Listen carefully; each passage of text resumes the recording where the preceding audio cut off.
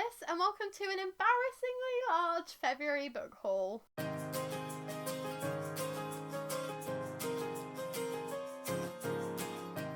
So I did do quite a big unhaul last week because I have said that every month this year I'm going to unhaul more books each month than I haul, and I knew this was going to be a big haul because I had a week off and we did some charity shopping. We did a come shopping with me video. We've found some really, really good deals, so I'm not too mad at myself because I think like the bare minimum of these books were bought full price, and most of them are also pre-orders or book box books, so I'm not mad at myself. But I have hauled more books than I wanted to haul this month, so I'm going to make a concerted effort in March to haul less, and I'm going to make a concerted effort in March to do like a really big unhaul anyway, because I need to carry on getting some of the books that I'm not interested anymore shifted, because there are still some that I'm umming and ahhing over that I've had for years that I haven't gotten rid of, so I'm going to have to force myself to do that a bit more.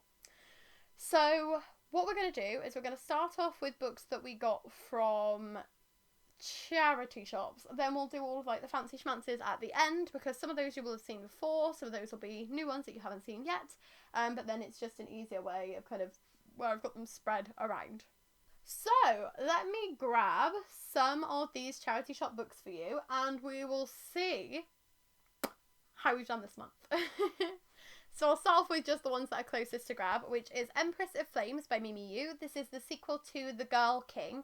I haven't read The Girl King, but this is a brand new copy, has not been read at all, is in absolutely perfect condition, and the cover is gorgeous. I'm interested in the first book, and it's easier to try and grab the first book at a later date, knowing I've got the second one ready, than it would be to not get this, then get The Girl King, and feel really disappointed that I don't have a copy of Empress of Flames. So they got shapeshifters and firstborn sons having more power than firstborn, like having more power than girls. Twins, I think, but yes, sounds really, really good. Not completely sure what it's about, but I've heard a few people very good reviews of this one. I have Richard Osmond's House of Games because I am a sucker for House of Games and for quiz books, and this like lets you do the games yourself at home, and I just could not resist picking it up because I love House of Games and I haven't watched it in ages, so why not? I have Termination Shock by Neil Stevenson. I've literally never heard of this one. I've heard of Neil Stevenson's... it was like Snowfall or Snow something. Snow Crash. I've heard of Snow Crash, and I haven't read it yet. But I spotted this in a charity shop. It's basically brand new condition. It only came out last year. It's about a greenhouse effect causing global flooding, merciless heatwaves and virulent pandemics. And there's a big idea for reversing global warming, but will it work? So that sounds like it's going to be very interesting, kind of dystopian, kind of possibly utopian, and definitely sounds like a relevant read considering everything that's going on at the moment. We then have Frank Herbert's God, Emperor of June and The Eyes of Heisenberg. These were £3 for £1 in a charity shop, so we got these two, and we also got Crater Lake by Jennifer Killick, which I've heard amazing things about. This is a middle grade horror. These are sci-fi. This is part of the June series. This is a standalone story, I think. Sean is interested in reading Frank Herbert. We haven't read them yet, but we picked them up because they were super cheap. We have Cats in the Caravan by Lucy Daniels, because I'm constantly trying to build more of an animal art collection so that I can read them with the babies when they're older, because these were some of my favourite books when I was young. We have The Good Thieves by Catherine Rundell and Rooftoppers by Catherine Rundell, because we've read The Explorer and Sky Steppers, which was the Rooftoppers short story for World Book Day last year. Wanted to read Rooftoppers after reading that short story, and The Good Thieves I had not heard of, but it sounds really cool. It sounds like it's kind of a kid's version of Robin Hood, but set in Paris, I want to say? New York. But yeah, it sounds really interesting.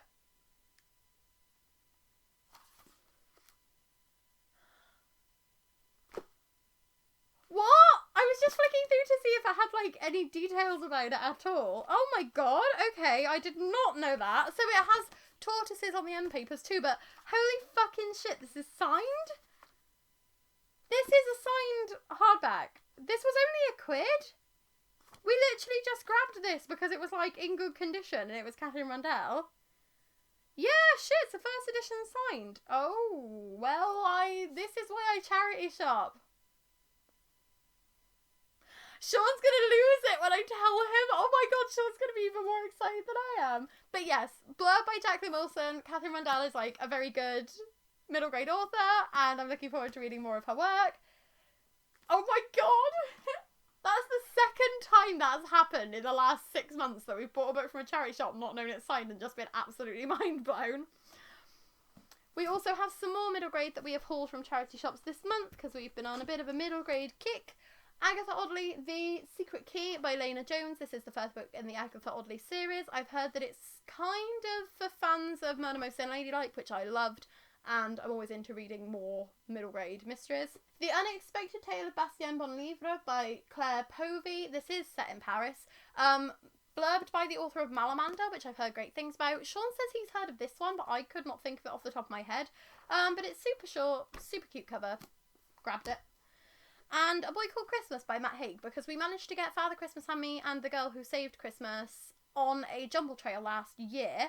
But we didn't have the first book, and we'd read the first book through the library app. Really want to reread them one day with the children, especially when it comes up to Christmas time, and the illustrations are a lot more enjoyable when they're in a physical copy, so we've been keeping an eye out for that one, and we finally managed to get it, which is good. Another middle grade that we hauled this month, First Class Murder by Robin Stevens. We finally managed to find a physical copy of it. We've been reading this one through the library app. We've read it, I think, either 2 or 3 times.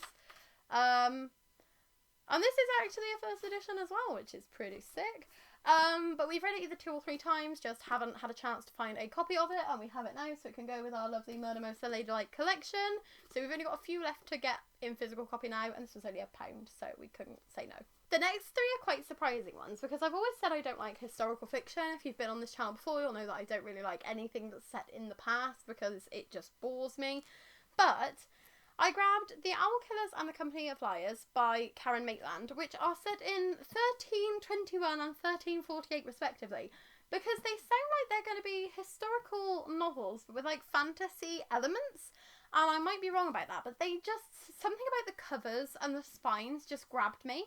And it's been such a long time since I've been in a charity shop and I've picked up a book that I've had no prior knowledge of. I am not drawn to them at all because of the author or because of hearing good reviews about them.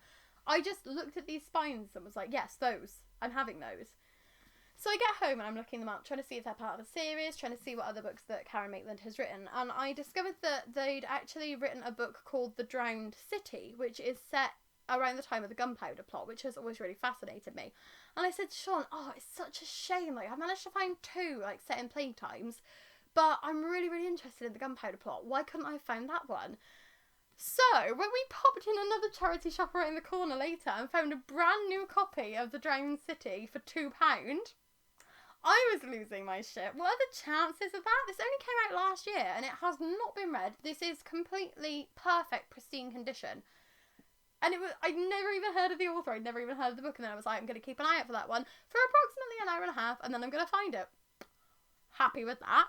Sean picked up Books of Blood by Clive Barker, which is volumes 1 to 3. He writes horror books that are apparently short stories, and Sean said some of his books have been adapted into quite popular films, so I was happy for him to grab it, and it's Blood by Stephen King, so why not? We also have 2 books by Mercedes Lackey, because I've been recommended her work by a friend. We have The Outstretched Shadow, which is book 1 of the Obsidian trilogy by Mercedes Lackey and James Mallory. And we have The Wizard of London, which I just picked up because it has a really freaking awesome cover. There's like a parrot and a dragon and a guy with like this suave-ass cane who looks like he's trying to be Brendan Urie. So I have no idea what these are about, but they are kind of, I think, middle grade fantasy, pulpy, sounds good. I'm up for it. Sean also managed to pick up a copy of Crossroads of Twilight by Robert Jordan, which is the 10th book in the Wheel of Time series. We have just finished book 4. We have not read past that. We didn't actually own all of the books. I've just realised the spine is like completely unbent, which is really freaking cool, because I just saw this through the charity shop window and was like, please pop back tomorrow. But we have books 1 to 9, we have books 11 and 13, but now we have books 1 to 11. Which is pretty sick. We just got 12, 14 and New Spring to go, and we have not paid full price for any of them. So I'm happy with that.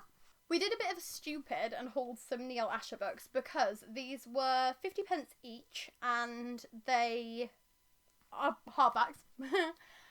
So we've got Shadow of the Scorpion, War Factory, and Orbus. And these are all just random parts of series. And we haven't read any Neil Asher, and we haven't got the whole parts of these series. I think one is book 1, one is book 2, and one is book 3, but they're all different series. And we also have Gridlinked, which is the first Agent Cormac novel. So we will read this one and then hopefully enjoy these. But for hardbacks in this condition to be 50 pence each, Sean was interested, I was interested. It's ridiculously cheap, and if we don't like them, then we can always just unhaul them and somebody else can find some joy for them. So we could always pop them in like a free book box or something if we don't enjoy them, because I'm sure there'll be other people looking for bits of these series. Sean treated the babies to Oi Frog by Kes Gray and Jim Field, which is part of the Oi series. These books go down really well in our house. They're absolutely adored, so of course we want to own more of them. We have The Raven Tower by Anne Leckie, which I purchased because I thought Anne Leckie was Mercedes Lackey. And then I spoke to my friend and was like, did you recommend Anne Leckie to me? And he was like, no, I recommended Mercedes Lackey. And I was like, oh shit, I've just bought this book that I've literally never heard of because I thought you'd recommended it to me. But it does sound interesting. There's a kingdom that's been protected by a god, and that it's known as the Raven, and the Raven abandons their people. This was one of the ones that I got in my Come Shopping With Me video, and I was interested in it. There will be a reckoning. So it sounds interesting. I just bought it for a completely different reason to why I thought I bought it. We got 3 Stephen King books this month. One of those was also from that Come Shopping With Me video, which was The Bizarre Bad Dreams. But we also got Dance Macabre and Blaze, which is one of the Richard Bachman books. We don't think we had either of these. They're super cheap in charity shops. I'm interested in reading all of Stephen King's work eventually, so we pick up as many as we spot. We have Rumblestar by Abby Elfinstone, which was an ex-library copy, so I think it was only 50p, but it's in really good condition, and I don't think it's really ever been read out of the library. This is the first book in the Unmapped Chronicles, it says on the back. I was so close to remembering. And I've heard great things about Abby Elfinstone. I had a friend on Twitter called Amy who really, really loved Abby Elfinstone's work, and I'm interested in reading some of it, so I have this now. I got 2 books by Mark Lawrence because these were also... When we got the Neil Asher books, the hardbacks were 50p, but the paperbacks were 3 for £1, so we just grabbed these 2 because they wouldn't sell us the one paperback separately, which was a bit silly. But I knew I had a paperback of Red Sister, and I didn't have Grey Sister or Holy Sister, but I actually realised afterwards we hauled a hardback of Holy Sister just before Christmas, so we'll unhaul that. Read these, which are like ridiculously short. The first book is like bigger than these 2 added together. So I'm not sure how I'm going to feel about them. My friend really recommended them. I'm not a huge fan of Mark Lawrence as a person, so I've been putting off reading them, but if it's the only way I'm going to be allowed to buy another book that I'm actually interested in, then I might as well pick them up.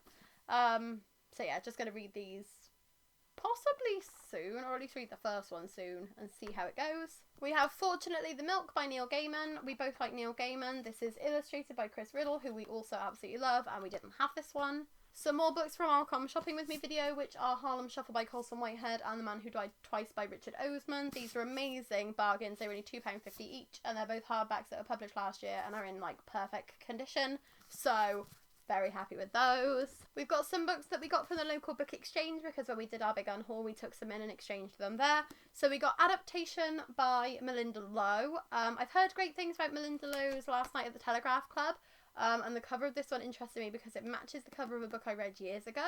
Like it's the same or a very, very similar stock image. So I'm interested in this one purely for that reason. I don't even think I read the blurb of it. It was just the author and the cover.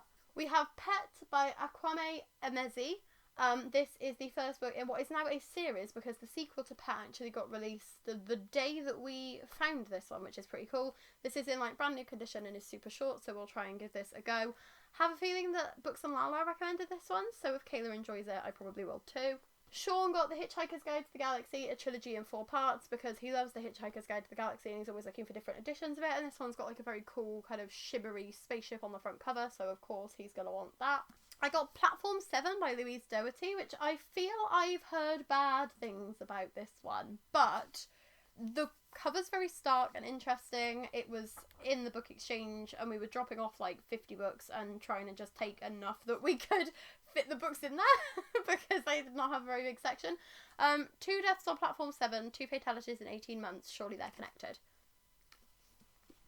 Not gonna say no. And I also managed to get The Turn of the Key by Ruth Ware, which is a sprayed edge edition, Tesco's exclusive cover, and it has these really sick like end papers of peacocks. We've got a few Ruth Ware books, haven't read any yet. Again, very recommended by Books and Lala, so looking forward to seeing what the hype is about on these ones. Another set that we're looking forward to seeing what the hype's about is the Earthsea Quartet by Ursula Le Guin, because there was the Le Guin along a couple of years ago, and it didn't go very well because everybody was very bored of it and ended up quitting. But Sean and I, our attention was kind of peaked then, so we thought when I spotted this and it was only £2 for the first 4 books in the series, I was not going to say no. It's a very gorgeous edition, and we can try this one and then see if we'd like to carry on with the rest of the Earthsea books.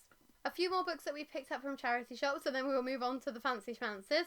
We've got the first 49 stories by Ernest Hemingway. This is, surprisingly, 49 short stories. I like short stories. I've read a couple of Hemingways and been interested in them, so grab this. We have The Scapegoat by Daphne du Maurier, which, number 1, absolutely gorgeous cover. Number 2, I've heard great things about Daphne du Maurier's writing. I hauled Jamaica In on my Kindle a couple of months ago, spotted this, and thought I might as well pick it up. All the Things We Never Said by Yasmin Rahman, which is about anxiety and depression.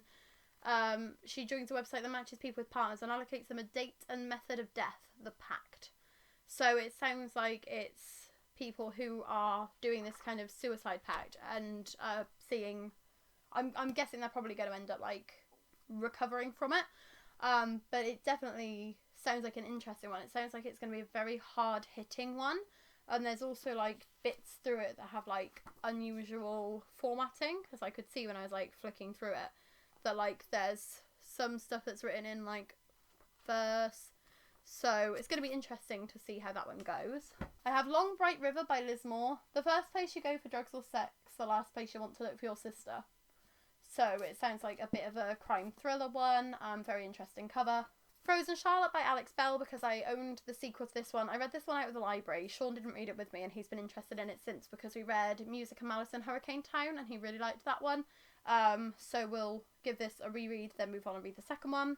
The Butterfly Lion by Michael Mapergo, which we picked up from the free book box for the babies. We've got some other books that we've grabbed for the babies, including the Paw Patrol Look and Find, which Sophia has had so much fun with. We got this in the charity shop and she was literally just sat in her pram reading it as we were walking around town because she loved it that much already. We have Feet Are Not For Kicking and Hands Are Not For Hitting, which are very good instructional, informational books because, oh my gosh, there has been lots of hitting and kicking in our house recently and we need to make sure that that stops. Some fun ones, because Ezra is absolutely obsessed with vehicles of all kinds. He just goes rum rum, beep beep, rum rum all day long.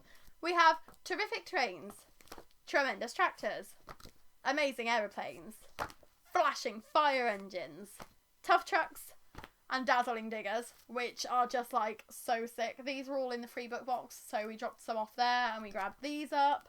We have Peppa Pig's Pirate Island, which comes with one of those things that you can like press to make the sounds. We need to change the batteries in it, which we are grateful for because it means we can enjoy the story. We can point to the button, but it doesn't make the endless noises, which is a blessing. We have How Do Dinosaurs Get Well Soon and How Do Dinosaurs Say Goodnight, which is part of a set. Mum started buying us these and she hasn't got us the rest of them, and we spotted these two in the charity shop, so we grabbed those. And this one is a kid's book, but it's technically for Sean because he is a massive kid, and it's The Odyssey, a pop-up book. So if you'd like to know the story of the Odyssey in pop-up form, this is the book for you.